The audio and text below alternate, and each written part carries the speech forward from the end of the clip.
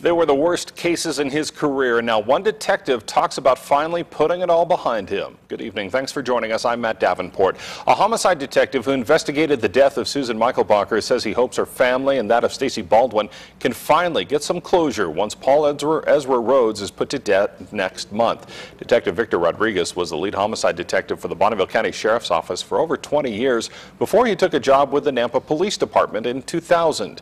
It was during his tenure that Rhoades kidnapped Michelbacher from a supermarket parking lot in Idaho Falls. Rhoades took her to a remote location, raped and brutalized her, then killed her.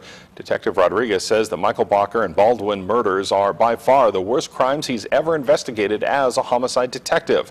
Rodriguez hopes this execution will not only bring closure to the victims' families, but to the many law enforcement officers, including himself, who have had to defend their investigations over and over again through the appeals process.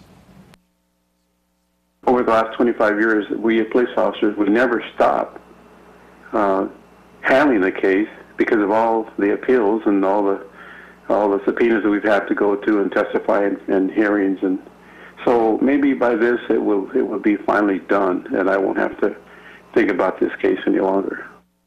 Detective Rodriguez is still deciding whether or not he will attend Rhoades' execution set for November 18th. He did say if the family asked him to be there, he certainly would provide whatever support they needed.